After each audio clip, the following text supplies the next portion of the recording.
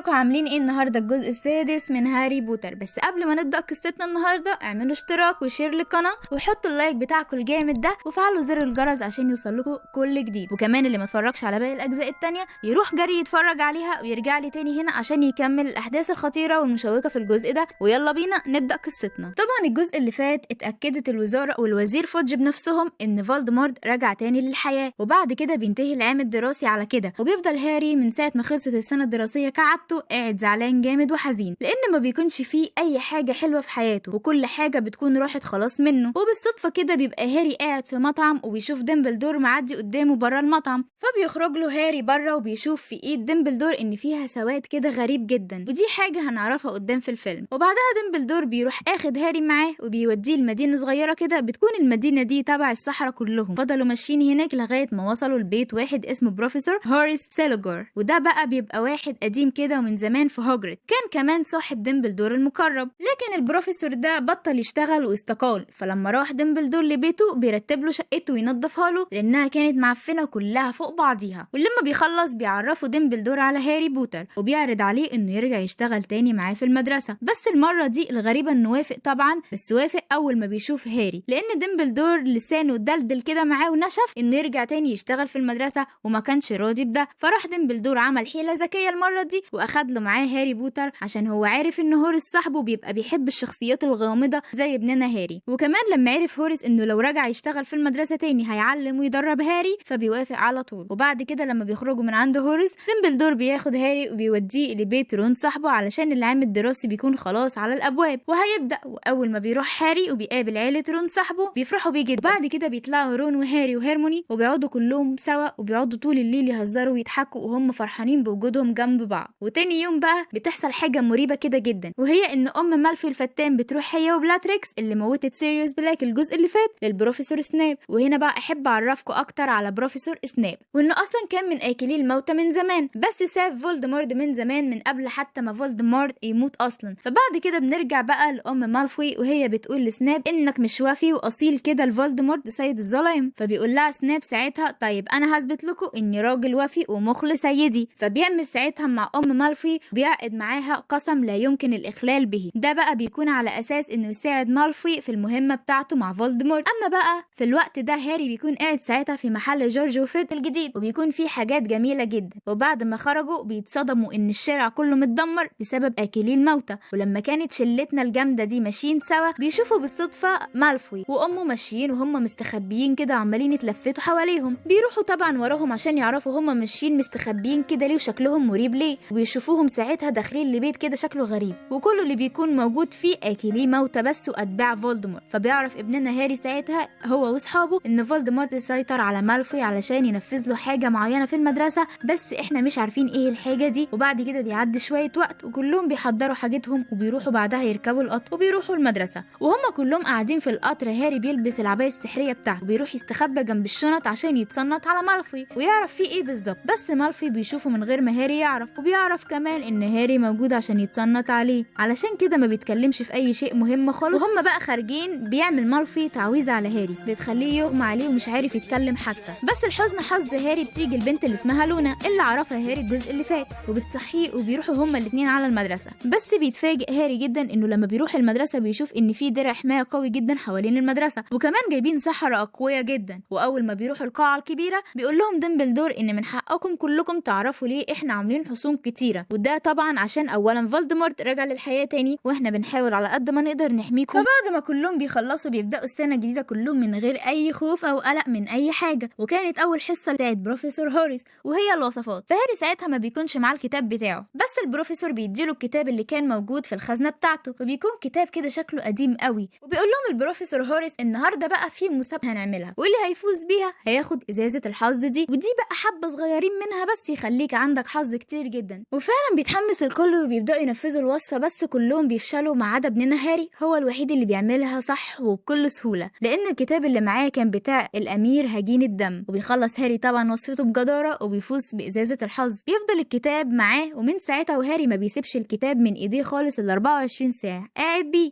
لانه بيكتشف ان في الكتاب ده تعويذ كتيرة جدا وقوية قوي وكمان وصفات غريبة جدا. وبعد ما بيخلص هاري حصته بيروح لديمبلدور عشان كان عايزه، فلما بيروح له هاري بيوري له ديمبلدور واحدة من ذكرياته، وهي انه زمان لما كان فولدمورت عيل صغير بيكتشف ديمبلدور ان عنده مهارات وقدرات كبيرة جدا برغم ان سنه صغير على كل ده. ومع كل ده بياخده برضه ديمبلدور للمدرسة يتعلم فيها. ولما بيخلص هاري من رؤيته الذكرى دي وبيفوق بيقول له ديمبلدور انا وريتك الذكرى دي عشان بروفيسور هوريس كان بيعشق حاجة اسمها فولدمورت وهو صغير، وكان بيدرس له بيعلمه زيك كده بالظبط. وزمان هوريس بيقول لفولدمورت معلومة، فانا عايزك يا هاري تقرب اكتر من هوريس عشان تعرف ايه المعلومة اللي قالها لفولدمورت ساعتها. فبعد شوية بيمشي هاري وبيروح لصاحبه رون عشان رون كان بيحلم باليوم اللي هينضم فيه لفريق الكويديتش، وبيطلع ابننا رون عنده مهارة عالية جدا ومميزة في اللعبة دي، وبيبقى في الفريق كمان لما بيشوفوا المهارات بتاعته. بعد كده لما هاري كان ماشي هو واصحابه في الشارع بيلاقي زميلته في المدرسة مرمية على الارض وكان زي ما تقولوا كده راكبها عفريت، فبيجي ساعتها هاجريد وبياخدها جوه عنده عشان يعالجها. فبتيجي بروفيسور ماجوناجل بعد كده وبتقول ان البنت دي حصل لها كده عشان لمست السلسلة دي، فبتقول لها البنت انها كانت ناوية تاخدها تديها لديمبلدور. فبيقول لها هاري ساعتها ان مالفي الفتان عمل حاجة على السلسلة دي زي السحر وعطيها لها علشان تدي السلسلة دي لديمبلدور ويموته. فمحدش ساعتها بيصدق هاري اصلا لان مفيش اي دليل على الكلام بتاعه ده. وتاني يوم بيعمل هوريس حفلة كده صغيرة على الضيق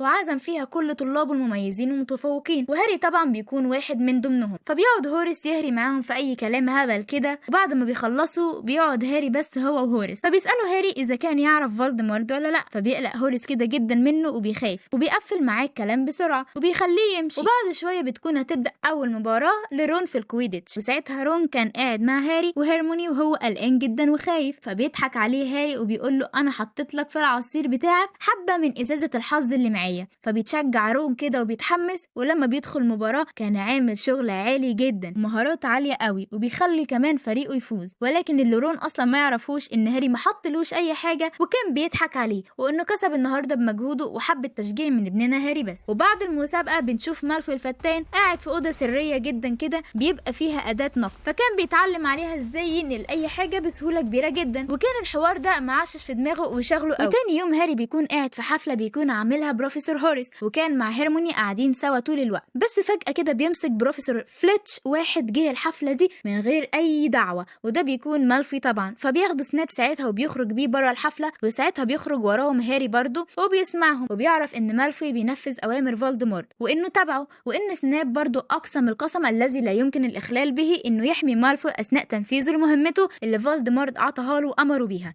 المهم تاني يوم بياخد رون ابننا هاري وراح يقضوا اجازة السنة عنده، وخلال الطريق بيفهم هاري من رون ان القسم الذي لا يمكن الاخلال به ده لو محدش نفذه هيموت على طول. وبعد ما بيوصلوا بيت رون بيقعد هاري يتكلم مع بروفيسور لوبن وارثر ويزلي، وفجأة بعد ما بيخلصوا قعدة سوا والبروفيسور لوبن جه يمشي وهو خارج بيلاقي بلاتريكس بتولع في المكان كله وقعدت تستفز وتغيظ في هاري عشان هي قتلت سيريوس بلاك قدام عينه. فبياخد هاري عصايته بسرعة وطلع يجري وراها عشان يموتها، وطلعت تجري وراه جيني برضو قبل ما اكلي الموتى يحصروه ويموتوه. بس فجأة بيلاقي هاري ان هو وجيني لوحدهم ومتحصرين، فبيجي بسرعة لوبن وارثر عشان يساعدوهم. فعلى طول بيلاقوا بلاتريكس ولعت في البيت كله ودمرته، فبيزعلوا كلهم ومشوا من المكان كله. وتاني يوم بيرجع رون وهاري على المدرسة، وبعد حبة وقت بيروح هاري لديمبلدور، فالمرة دي بيوري له ديمبلدور حاجة مختلفة وبتكون ذكرى عن هوريس. فبيعرف هاري ساعتها انه زمان لما كان فولدمورت قاعد مع هوريس بيقول له انا شفت في الجزء المحظور من المكتبة سحر معين، فبيتعصب منه هوريس جدا وطرده من المكان كله. فساعتها بيفوق هاري من الذاكرة دي، ووقتها بيقول له ديمبلدور اني اخدت الذكرى دي من هوريس، بس الذكرى دي ملعوب فيها ومش صح كلها وفيها حاجات مزيفة ومش حقيقية، وانا بقى عايزك يا هاري تعرف من هوريس كل التفاصيل الحقيقية للذكرى دي واللي حصل ساعتها بالظبط، وكمان ايه نوع السحر اللي شافه فولدمورت ساعتها واتطرد هوريس بسببه. فطبعا هاري ابننا ما بيضيعش وقته وراح فورا لهوريس وسأله انت ايه اللي قلته لفولدمورت اول ما قالك على موضوع السحر المحظور دوت. فبيتعصب هوريس جدا منه وبيزعل لانه عرف ان ديمبلدور هو اللي زق عليه، ومن ساعة الحوار ده وهوريس ما كانش طايق يشوف هاري في خلقته تاني. فبيرجع هاري للأوضة بتاعته، فبيتفاجئ لانه بيلاقي صاحبه رون حد عمل له سحر الحب، فبيبقى بيتدلع كده ويعمل حركات غريبة ومش طبيعي. فبياخدوا هاري ساعتها لهوريس عشان يعالجه، وفي نفس الوقت عشان تبقى حجة ان هاري يعرف يتكلم مع البروفيسور ويصالحه. وفعلا هوريس بيعالج رون، وبعد ما بيعالجه بيخرج ازازة عصير ويخلي الكل يشرب منه، واول ما رون بياخد اول بق منها وقع على الارض مغمى عليه وكان هيموت. فبسرعة بيستخدم هاري حاجة اسمها نبتة البيزور كانت موجودة عند هوريس. بعد ما هاري بيخلص بيعرف رون ياخد نفسه تاني وبسرعة بيوديه هاري المستشفى،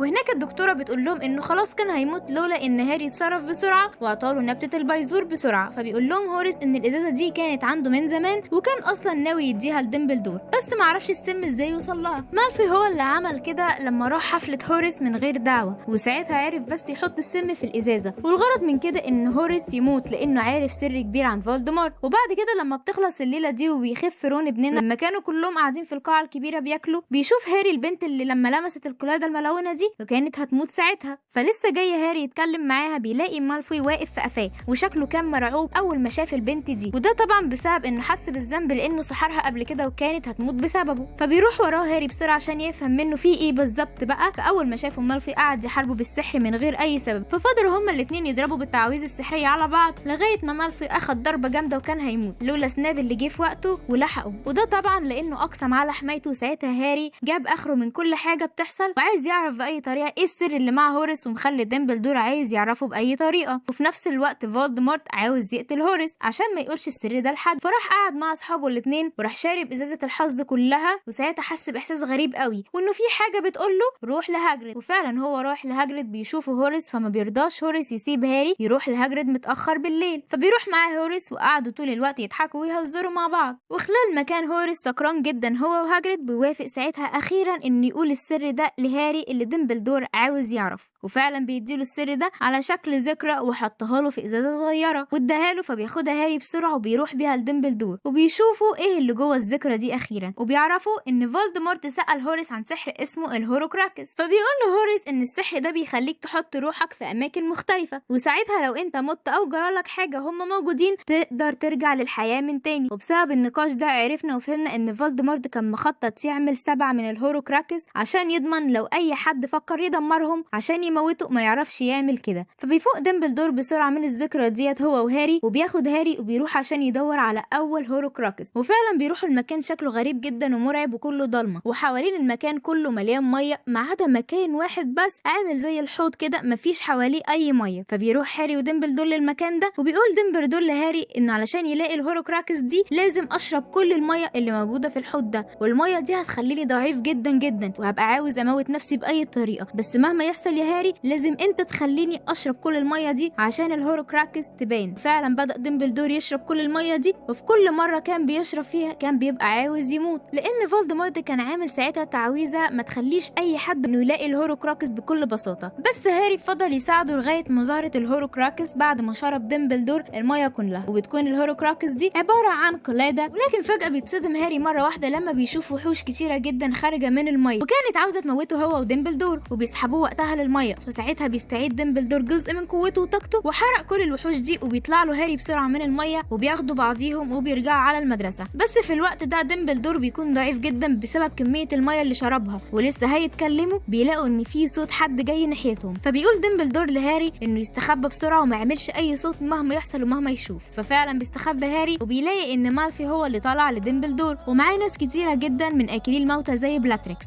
وعرفوا يدخلوا المدرسه من البوابه السريه اللي كان مالفي بيتمرن فيها، وكان مطلوب بقى من مالفي انه يموت ديمبلدور، وده بيبقى امر من فولدمورت ولازم ينفذه. بس مالفي ما كانش قادر يموت ديمبلدور لانه مش شرير، لكن هو مغصوب على كل ده، كمان لو مالفي ما نفذش الامر ده هيموت عادي جدا. فبيجي ساعتها سناب وبيموت ديمبلدور عشان القسم اللي اقسم بيه وما ينفعش يخلى بيه، وبكده فسناب رجع لاكلي الموتى من تاني. في اللحظه دي بيتعصب هاري جدا وبيتنرفز، فكل اللي قدر يعمله ان هو كان بيجري وراهم وحاول يضربهم بالتعويذ القويه بتاعه كتاب هجين الدم، فبيصدها سناب كلها وبيقول له ما تستخدمش التعويذ بتاعتي عليا، وبيقول له ايوه انا امير هجين الدم، وساب هاري ساعتها على الارض وهرب مع باقي اكلي الموتى. وبعد شويه وقت بيفوق هاري وبيرجع على المدرسه تاني، ولما رجع بيلاقي الكل واقفين زعلانين جدا على ديمبلدور اللي مات، فبيظهر عليه هو كمان. وبعد كده طلع قاعد في اوضه ديمبلدور، فهناك بتروح له هيرموني ورون ويفتحوا الهوروكراكس اللي هاري لقاها هو وديمبلدور، وبعد ما بيفتحها بيلاقي جواها رساله، ومن محتوى الرساله دي بنعرف ان مش دي الهوروكراكس الحقيقيه، وان في واحد تاني اسمه REB هو اللي اخذ الهوروكراكس الحقيقيه عشان يدمرها. فهنعرف الموضوع ده كله بالتفصيل ان شاء الله في الجزء اللي جاي. وما تنسوش لو عجبكم فيلمنا النهارده اشتركوا في القناه وفعلوا زر الجرس عشان يوصل لكم كل حاجه بنزلها هنا، وسلام.